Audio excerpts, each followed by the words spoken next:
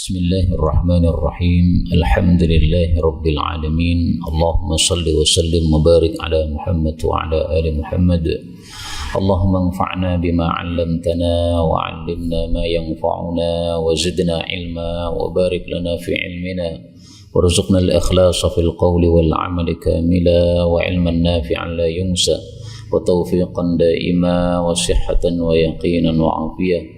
Allahumma aftah lana kulla khair wa yassir lana kulla umur. Allahumma ansuril mujahidin, Allahumma ansuril mujahidin, Allahumma ansuril mujahidin warhamil mustad'afin wa dammir a'da'ad-din watmis ala amwalihim watmis ala amwalihim watmis ala amwalihim amin ya rabbal alamin.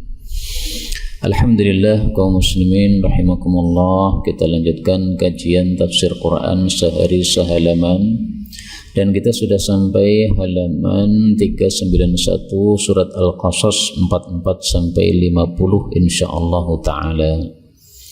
A'udzu billahi as-sami'il 'alim minasy syaithanir rajim min hamzihi wa nafthihi wa nafthihi.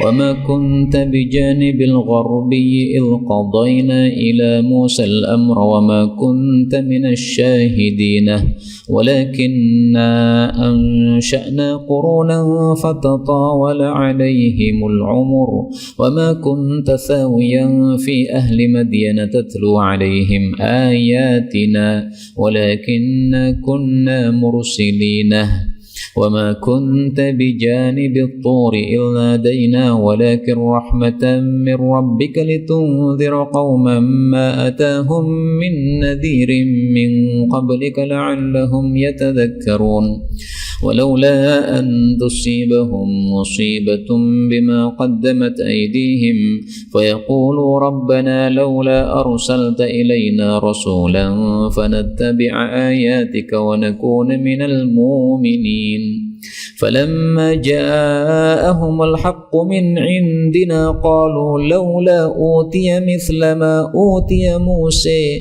أولم يكفروا بما أوتي موسى من قبل قالوا ساحران تظاهرا وقالوا إنا بكل كافرون قل فأتوا بكتاب من عند الله هو أهدى منهما أتبعه إن كنتم صادقين فإن لم يستجيبوا لك فاعلم أنما يتبعون أهواءهم ومن أضل ممن اتبع هواه بغير هدى من الله إن الله لا يهدي القوم الظالمين.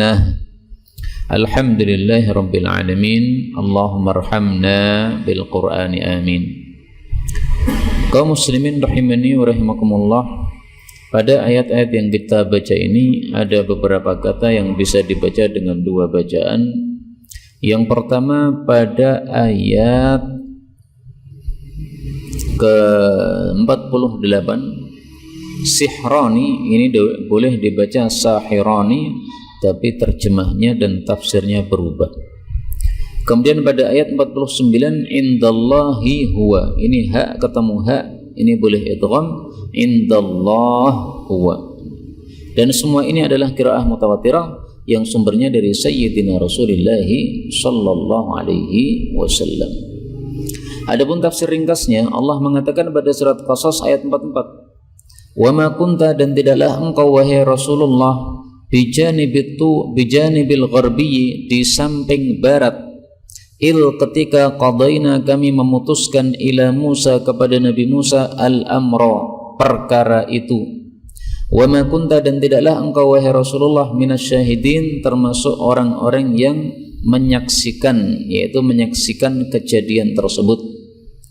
Kaum muslimin rahimani wa rahimakumullah, maksud ayat ini adalah bahwa ketika Nabi Musa diangkat menjadi nabi, itu Nabi Muhammad sallallahu alaihi wasallam tidak hadir, sehingga Rasulullah bisa menceritakan kepada umatnya Nabi Musa diangkat jadi nabi ini semata-mata berdasarkan wahyu.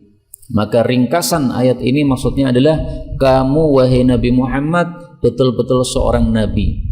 Buktinya apa? kamu tidak pernah menyaksikan dengan matamu ketika Nabi Musa diangkat jadi nabi, tapi kamu bisa menceritakan. Kalau kamu bukan nabi, nggak mungkin bisa menceritakan. Tapi karena kamu nabi, dapat wahyu dari Allah, bisa menceritakan. Ayat-ayat seperti ini kita temukan dalam Al-Quran banyak sekali. Contohnya pada surat Yusuf yang sudah kita pelajari pada waktu yang lalu, ayat 102. Allah mengatakan, "Dzalika min amba'il ghaib." Cerita Nabi Yusuf itu termasuk berita ghaib. Nuhihi ilaik, kami wahyukan pada engkau. Wa ma kunta ladaihim, kamu tidak ada di depan mereka. Id ajma'u amrahum wa hum yamkurun, pada saat mereka berbuat makar terhadap Nabi Yusuf alaihi salatu wassalam. Tapi Rasulullah bisa menceritakan kejadian Nabi Yusuf dan saudara-saudaranya. Ini menunjukkan apa? Wahyu dari Allah Subhanahu wa taala. Jadi ini bukti-bukti Rasulullah adalah seorang nabi. Kita ambil beberapa faedah. Faedah yang pertama, yang dimaksud al-gharbi di tepi barat, itu maksudnya barat gunung di mana Nabi Musa mendapatkan wahyu di sana. Nama gunungnya Nabi Musa adalah Gunung Tur Sina atau Turi Sinin, ya, Gunung Sinai, Gunung Sinin. Dan yang dimaksud al-amra, kami tetapkan urusan kepada Nabi Musa, yaitu urusan risalah. Nabi Musa diangkat sebagai rasul, itu yang dimaksud al-amra di sini. Maka kata-kata al-amra itu tafsirannya berbeda-beda tergantung yang dibahas apa. Yang dibahas di sini tentang Nabi Musa diangkat jadi rasul, berarti al-amra adalah kerasulan Nabi Musa alaihi salatu wassalam. Saya tampilkan kata-kata al-amra, tapi yang dimaksud bukan kerasulan. Rasulullah sallallahu alaihi wasallam bersabda, "Man, barang siapa ahdatha, berbuat bid'ah, fi amrina hadza, dalam urusan kami ini, ma laisa minhu, sesuatu yang bukan darinya, fahuwa rad, maka itu ditolak." Nah, amri di sini ini bukan kerasulan, kenabian, tapi maksudnya urusan agama. Karena ini bicara masalah bid'ah. Bid'ah itu sesuatu yang baru yang dimasukkan dalam agama padahal bukan dari agama. Nah, berarti amrun di sini artinya adalah urusan agama. Ayat 45. Walakinna, akan tetapi kami Allah, angsya'na, kami menciptakan qurunan, beberapa generasi, fatatawala, lalu menjadi lama, lalu menjadi panjang, alaihim, atas mereka, al-umur, usia. Wa ma kunta, dan tidaklah engkau wahai Nabi, thawiyan, tinggal fi ahli Madyan, pada penduduk Madyan, di mana Nabi Musa tinggal di sana bersama Syuaib. Tatlu alaihim, engkau membacakan kepada mereka ayatina, ayat-ayat kami. Tidak. Walakinna, akan tetapi adalah kami, kunna, adalah kami ini, mursilin, kami orang-orang yang mengutus, yaitu mengutus engkau sebagai nabi. Maksud ayat ini sama dengan ayat sebelumnya, yaitu penegasan bahwa Rasulullah dapat wahyu. Buktinya dapat wahyu, beliau bisa menceritakan tentang ahlu Madyan, di mana Nabi Musa ketemu dengan Syuaib, mertuanya, kemudian dinikahkan dengan salah satu putrinya. Kemudian Nabi Musa tinggal di sana selama 10 tahun. Ada juga yang mengatakan 20 tahun. Kok bisa menceritakan begitu? Padahal Nabi Muhammad SAW tidak pernah di kampung Madyan, kampungnya mertuanya Nabi Musa itu. Nah, kok bisa cerita? Ini karena dapat wahyu dari Allah Subhanahu wa taala. Maka muncul pertanyaan, kalau memang Rasulullah itu betul-betul nabi, buktinya bisa menyampaikan wahyu-wahyu, cerita-cerita yang dulu, kenapa orang-orang kafir Quraisy tidak mau beriman? Nah, ini jawabannya. Walakinna ansha'na qurunan fatatawala alaihimul umur. Kami menciptakan generasi-generasi yang lama sekali, sehingga masanya saking lamanya sehingga mereka sudah lupa sama agama. Nah, kalau sudah lupa sama agama, kemudian diturunkan nabi, mereka merasa heran, masa ada nabi? Nggak percaya kalau ada nabi. Padahal dulu juga ada nabi Musa, dulu juga ada Nabi Isa. Tapi saking lamanya masa antara Nabi sebelumnya dengan Nabi berikutnya, sampai kafirnya itu sudah sampai dahsyat, sampai keras sekali sehingga tidak mau menerima dakwah Nabi yang baru. Berapa jarak antara Nabi Isa dengan Nabi Muhammad SAW? Para ulama berselisih pendapat. Ada yang mengatakan 500 tahun, ada yang mengatakan 600 tahun. Nah, itulah yang dimaksud fatatawala alaihimul umur. Usianya, masanya sudah panjang, sudah lama, tidak segera diturunkan Nabi, akhirnya sudah ngetel itu kekafiran mereka, sehingga ketika datang Nabi Muhammad SAW mereka masih tetap kafir kepada beliau. Nah, maka di sini Allah menegaskan, wa ma kunta thawiyan fi ahli Madyan, kamu tidak pernah tinggal di Madyan membacakan ayat-ayat, enggak. Tapi ini semata-mata wahyu dari kami kepada engkau sehingga kamu mengetahui. Itulah makna walakinna kunna mursilin. Kami mengutus, yaitu mengutus engkau sebagai rasul. Nah, namanya rasul dapat wahyu. Kalau rasul tidak dapat wahyu, ya bukan rasul namanya. Saya tampilkan dalilnya bahwasanya rasul itu mendapatkan wahyu dari Allah Subhanahu wa taala.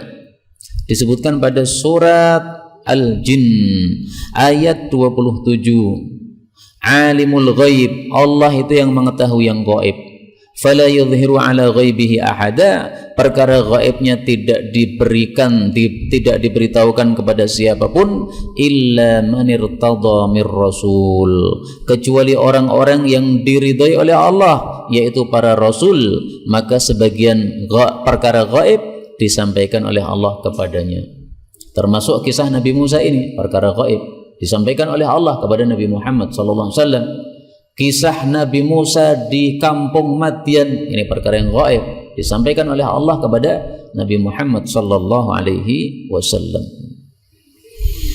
46. Wa ma kunta, dan tidaklah engkau wahai Rasulullah bijanibit tur, di samping gunung, ketika nadaina, kami memanggil.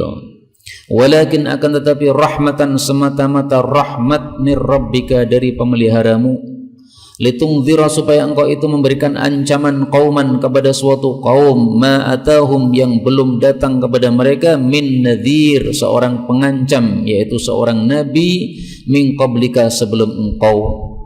Tujuannya apa? La'allahum, supaya mereka yatadzakkarun, mengambil pelajaran. Ini sama dengan ayat sebelumnya tadi, penegasan bahwa Nabi dapat wahyu. Nabi belum hidup, belum lahir pada saat kejadian Nabi Musa ini, tapi kok bisa tahu? Karena dapat wahyu. Maka yang dimaksud At-Tur di sini adalah Tur, gunungnya Nabi Musa alaihi salatu wassalam. Kita ambil beberapa faedah. Jabal artinya gunung, Tur artinya juga gunung. Bedanya apa? Karena kaidah bahasa Arab mengatakan baina kulli muradifaini farqun. Setiap ada sinonim pasti ada perbedaan. Jabal gunung, Tur gunung. Bedanya apa? Bedanya kalau Tur ini adalah gunung yang berkah. Gunung ada tanamannya, itu Tur. Gunung tandus tidak ada apa-apanya, nah itu hanya bisa disebut Jabal, tidak bisa disebut Tur. Maka Turnya Nabi Musa, gunungnya Nabi Musa, ini gunung yang berkah. Ada airnya, ada tanamannya, ada keberkahan banyak di sana. Faedah berikutnya yang dimaksud nadaina, kami memanggil, yaitu kami memanggil Nabi Musa. Kami panggil Nabi Musa untuk datang ke gunung tersebut untuk mendapatkan wahyu kitab Taurat. Nah, itulah makna yang populer untuk kata-kata nadaina ini, karena ini semuanya bicara tentang kisah Nabi Musa. Sejak kemarin kan kita bicara tentang kisah Nabi Musa. Apalagi di sini disebut Tur, ya, Gunung Sinai, Tur Sina, yaitu berarti tokohnya di situ ya Nabi Musa. Tapi ada tafsiran lain, Pak. Tafsiran lain mengatakan nudia, yang dimaksud seruan pada ayat ini adalah panggilan kepada umat Nabi Muhammad sallallahu alaihi wasallam. Allah memanggil, ya umat Muhammad, wahai umat Muhammad, ajabtukum qabla an tad'uni, saya sudah mengabulkan kamu sebelum kamu doa. Wa a'taitukum qabla an tas'aluni, saya sudah kasih kamu sebelum kamu minta. Itu seruan Allah pada gunung Turnya Nabi Musa alaihi salatu wasallam. Nah, kalau ditafsiri seperti ini, berarti ini kehebatan umat Nabi Muhammad SAW. Di masa Nabi Musa, Allah sudah panggil umatnya Nabi Muhammad SAW. Jadi di gunung Turnya Nabi Musa, itu Allah panggil umatnya Nabi Muhammad sallallahu alaihi wasallam. Tapi tafsiran seperti ini ya jauh banget ya. Karena ini bicara tentang Nabi Musa, kok tiba-tiba bicara tentang umat Nabi Muhammad sallallahu alaihi wasallam. Allah mengatakan walakin rahmatan min rabbik, semata-mata rahmat dari Allah. Artinya apa? Ketika Nabi Musa dapat wahyu, kamu nggak hadir, kamu nggak tahu. Lah terus kenapa Allah memberitahu kepada kamu sehingga kamu jadi nabi karena dapat wahyu? Kamu jadi nabi itu karena rahmatan mir rabbika, itu karena Allah memberikan rahmat kepada manusia. Maka Allah tidak membiarkan manusia sesat semuanya.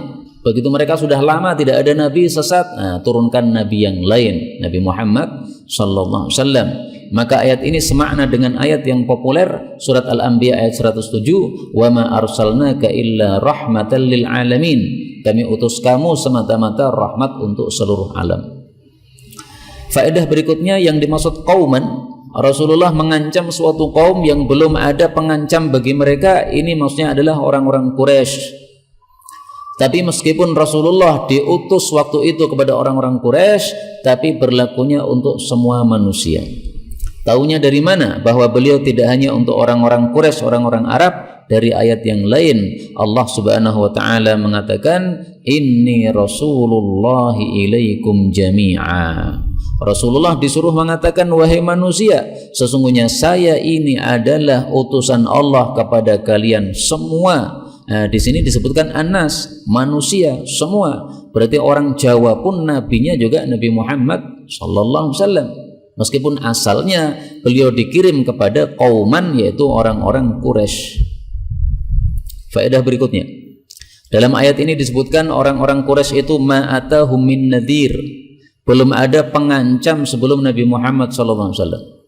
Ini dijadikan dalil oleh orang-orang yang mengatakan bapak ibu Nabi Muhammad sallallahu alaihi wasallam itu bukan ahli neraka. Kenapa? Karena ma'atahum min nadhir, karena mereka mati belum ada rasul diutus.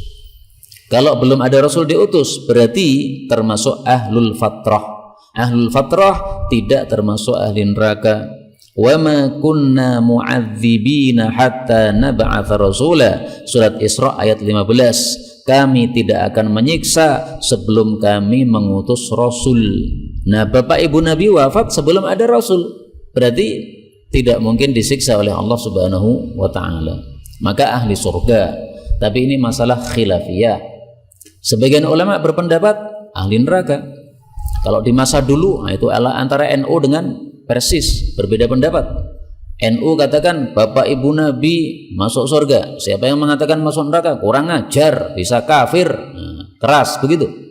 Sementara yang Persis mengatakan bapak ibu Nabi masuk neraka. Hadisnya sahih, abi wa abuka finnar, bapakku dan bapakmu di neraka.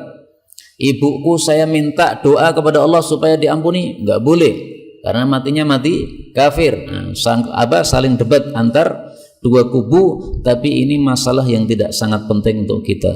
Mau masuk neraka, mau masuk surga bukan urusan kita, ini urusan Allah. Urusan kita bagaimana supaya kita nanti masuk surga bersama-sama. Mudah-mudahan semua kita masuk surga tanpa hisab, tanpa adab. Amin ya rabbal alamin. 47. Walaula, dan kalaulah tidak karena antusibahum, bahwasanya menimpa kepada mereka musibatun, suatu musibah, maksudnya hukuman dari Allah, siksa dari Allah, bima qaddamat aydihim, dengan sebab apa yang sudah dilakukan oleh tangan-tangan mereka, yaitu maksudnya maksiat-maksiat. Fayaqulu, lalu mereka mengatakan Rabbana, wahai Rabb kami, laula arsalta ilaina rasula, kenapa engkau tidak mengutus kepada kami seorang rasul, fanattabi'a ayatik, sehingga kami bisa mengikuti ayat-ayatmu, wa nakuna minal mu'minin, dan kami bisa menjadi orang-orang yang beriman. Jadi maksudnya ini lanjutan dari ayat tadi, Pak. Rahmatan mir rabbik, Rasulullah diutus sebagai nabi untuk merahmati, karena rahmat Allah kepada seluruh manusia. Untuk apa? Litungdzira qauman, untuk mengancam orang-orang yang belum tahu agama. Juga walaula antusibahum musibah, juga Rasulullah diutus supaya tidak ada orang yang kemudian protes sama Allah. Ya Allah, kamu itu tiba-tiba nurunkan siksa padahal belum ada Rasul datang. Ini salahmu ya Allah. Nah, supaya tidak ada orang begitu, Allah turunkan Rasulullah sallallahu alaihi wasallam. Allah turunkan Quran. Sehingga nanti kalau ada musibah, ada hukuman datang, siksa datang, bima qaddamat aydihim, gara-gara dosa yang dilakukan oleh manusia, mereka tidak bisa mengatakan wahai Rabb kami, kenapa kamu belum kirim Rasul? Karena sudah dikirim Rasul. Jadi tujuan dikirimnya Rasul ini supaya orang tidak bisa punya alasan kafir. Nggak ada alasan kafir. Dan ini masalah yang saya sampaikan disebutkan oleh Nabi dalam satu hadis yang sahih. Rasulullah bersabda, la ahad, tidak ada seorang pun ahabbu ilaihil udhr minallah, yang lebih suka menyampaikan alasan daripada Allah. Min ajri dzalika anzalal kitab, karena itulah Allah turunkan kitab-kitab suci, wa arsalar rusul, karena itulah Allah kirim para rasul. Jadi Allah kirim para rasul supaya apa? Supaya Allah punya alasan. Nanti kalau ada siksa turun, Allah punya alasan. Saya sudah kirimkan rasul, kamu tetap kafir, ya saya kirimkan siksa. Maka Allah tidak mungkin bisa diprotes gara-gara turun siksanya, karena Allah sudah kasih ancaman sebelumnya. Sudah ada 104 kitab, sudah ada 135 rasul. Berapa? 315 rasul. 315 rasul. Kemudian Allah mengatakan, falamma maka tatkala ja'ahum, datang kepada mereka orang-orang kafir Quraisy, al-haqu, kebenaran, yang dimaksud adalah Nabi Muhammad sallallahu alaihi wasallam, min indina, dari hadapan kami, qalu, mereka orang-orang Quraisy mengatakan, laula, kenapakah tidak utia Nabi Muhammad diberi mithla, semisal ma utia, apa yang diberikan Musa kepada Nabi Musa, yaitu mukjizat-mukjizat.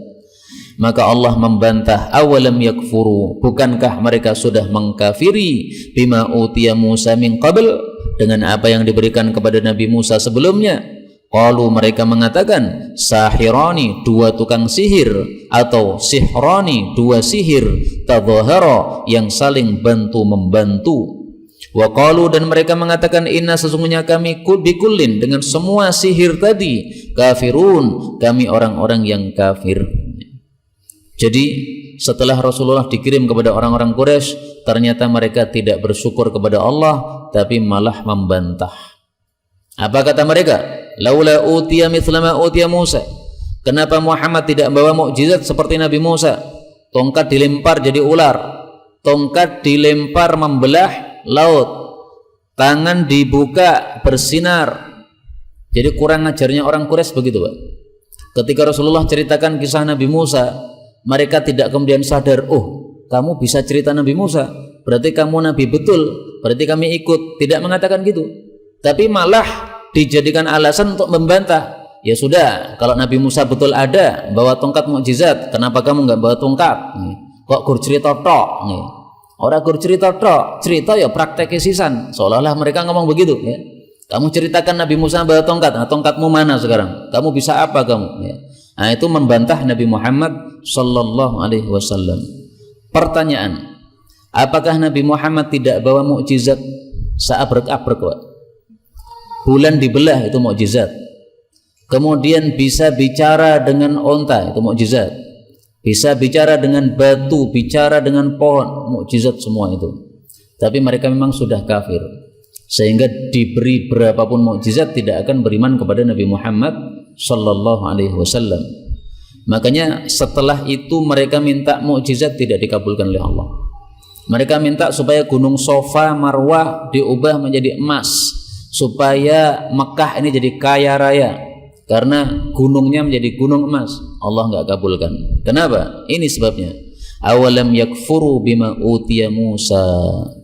Karena mereka ketika diceritakan tentang Nabi Musa alaihissalatu wassalam, mereka dulu mengkafiri. Nah sekarang didatangkan Nabi Muhammad SAW juga mengkafiri. Maka yang dimaksud sahiron, dua tukang sihir, ini yang pertama adalah Nabi Musa dianggap tukang sihir, yang kedua Nabi Muhammad SAW dianggap tukang sihir. Dikatakan tadhahara, bahwa ini dua tukang sihir yang saling bantu-membantu. Kalau di masa lalu ada tukang sihir besar Nabi Musa, nah di masa sekarang ada tukang sihir besar Nabi Muhammad SAW. Itu kalau dibaca sahiron.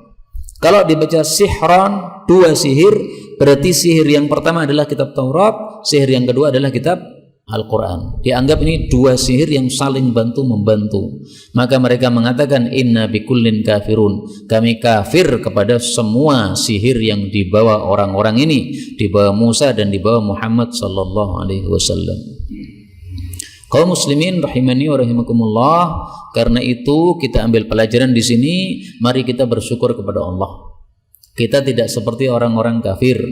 Mereka menganggap Quran adalah sihir, tapi kita beriman bahwa Quran adalah kitab suci. Kita baca satu kalimatnya mendatangkan 10 pahala. Nah, mari iman kita ini, syukur kita ini dibuktikan dengan banyak-banyak membaca Al-Quran. 49. Qul, katakanlah wahai Rasulullah, fa'tu, maka datangkanlah bi kitabin, dengan satu kitab yang lain, min indillah, dari hadapan Allah, huwa, yang dia kitab itu, ahda, lebih banyak hidayah, minhuma, daripada kedua kitab tersebut, yaitu Al-Quran dan Taurat. Attabi'hu, saya akan mengikutinya, in kuntum shadiqin, jika adalah kalian itu orang-orang yang benar. Ini menunjukkan dua hal, Pak. Yang pertama, tidak ada kitab suci yang lebih baik daripada Taurat dan Al-Quran. Tapi bedanya, kalau Taurat untuk kaumnya Nabi Musa, kalau Al-Quran untuk seluruh manusia. Sehingga setelah Al-Quran turun, Taurat sudah tidak boleh dipakai lagi, karena sudah tidak berfungsi, tidak berguna, sudah kadaluarsa kalau bahasa kita. Rasulullah bersabda, lau nazala Musa fattaba'tumuh, kalau Nabi Musa turun lagi kalian mengikuti beliau, wa taraktumuni, meninggalkan saya, la dhalaltum, kalian sesat, karena saya ini jatah nabi untuk kamu dan kalian itu jatah umat untuk saya.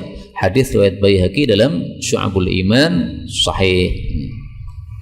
Kemudian yang kedua, ayat ini menunjukkan bahwa salah satu cara berdebat itu mengikuti keinginan lawan debat.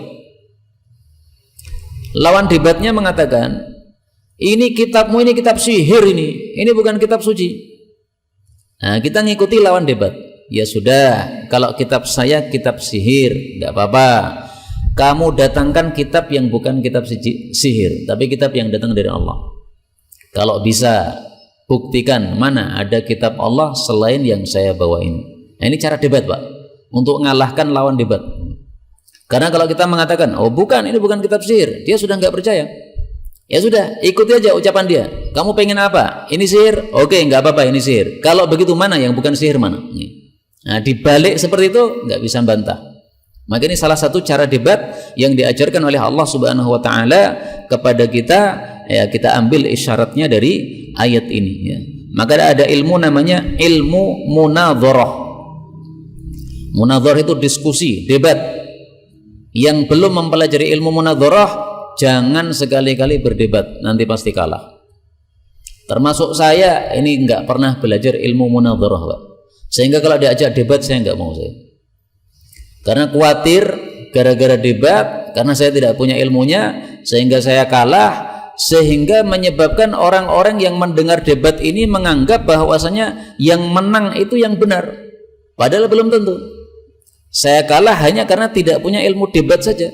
Sebenarnya yang saya bawa kebenaran, tapi karena tidak punya ilmu debat akhirnya kalah dalam diskusi atau dalam debat.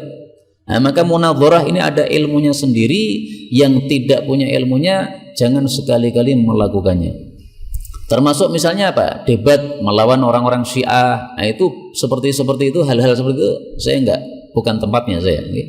Dan menurut saya tidak sesuai dengan kaidahnya para salaf. Para salaf tidak seperti itu cara untuk melemahkan atau membantah pemikiran-pemikiran sesat. Bukan diajak debat, tapi dijelaskan saja ini salah. Tapi kalau debat tidak mau.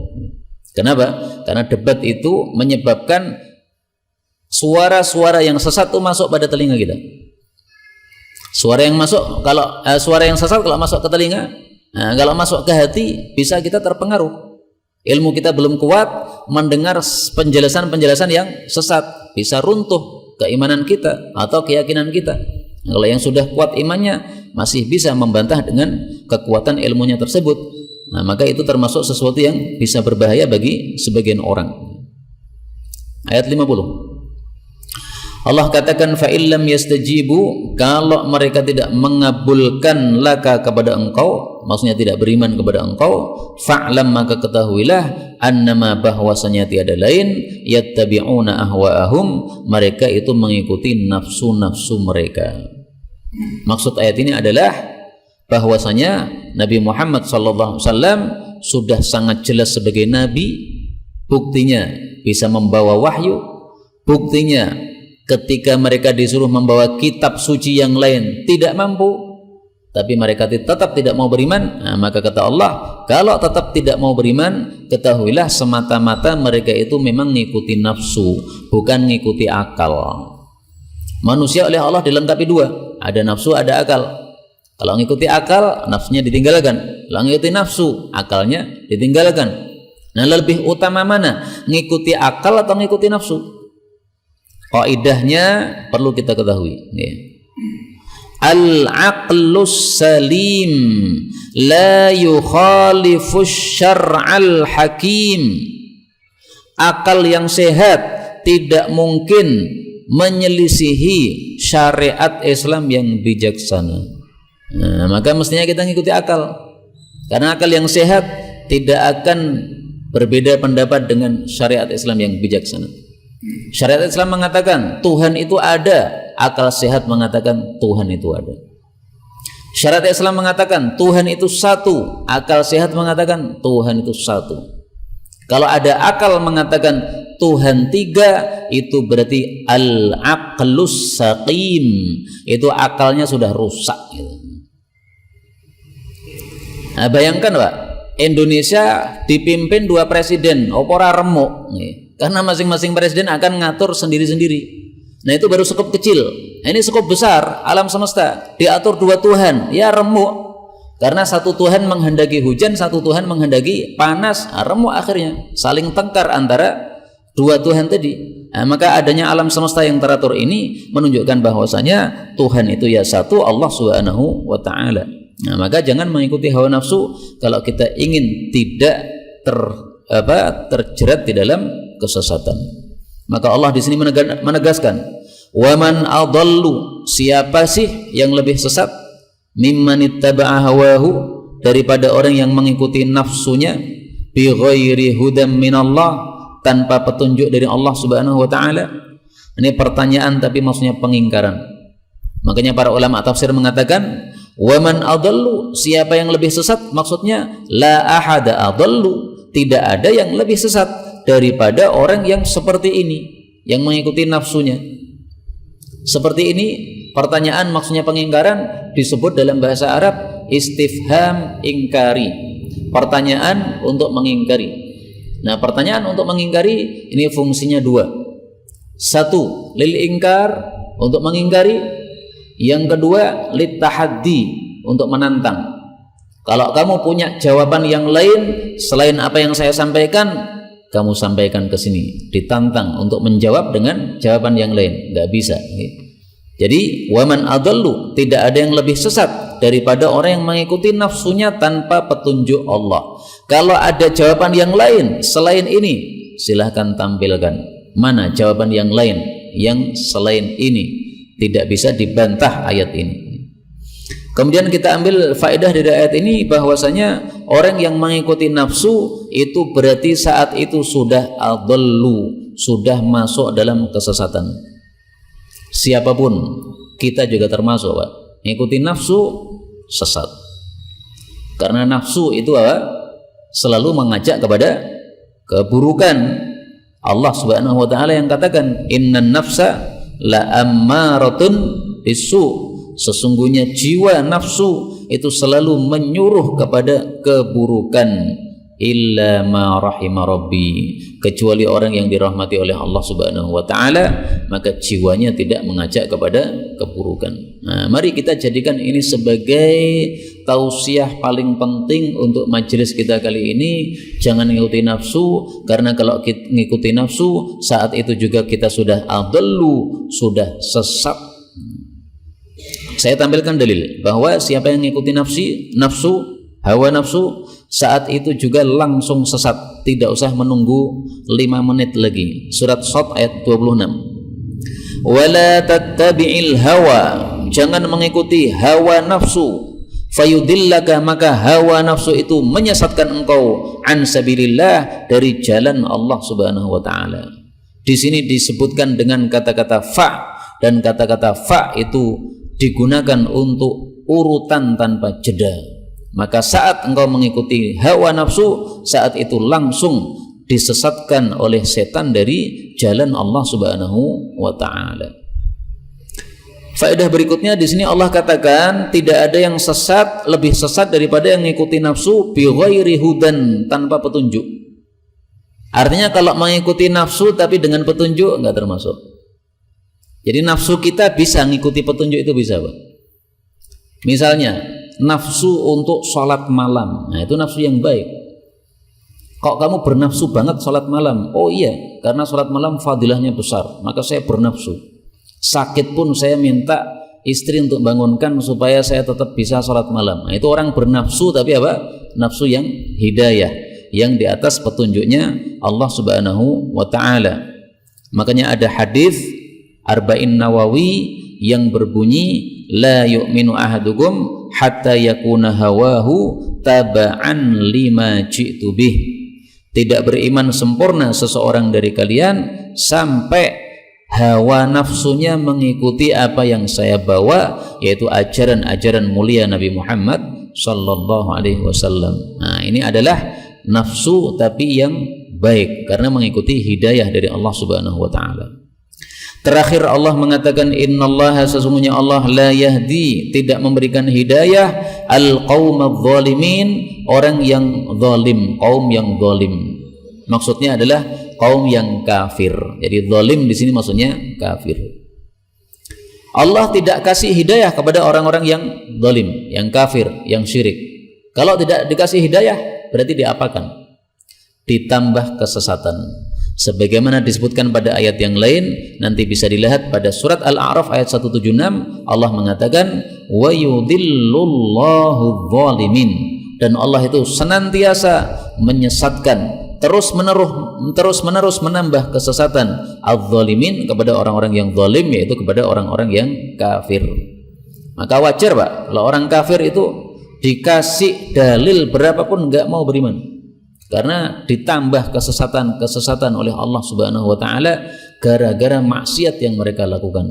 Setiap nyembah selain Allah, nah itu tambah hitam hatinya, sehingga tambah keras, tambah susah dapat hidayah, sehingga sampai mati tidak dapat hidayah. Tapi masih ada orang-orang yang diperkecualikan oleh Allah Subhanahu wa taala sehingga diberikan hidayah oleh Allah meskipun awalnya kafir kepada Allah Subhanahu wa taala. Ini yang dapat kita sampaikan, betul dari Allah. Kalaupun ada salahnya fa astaghfirullahal azim li wa lakum walhamdulillahi rabbil alamin.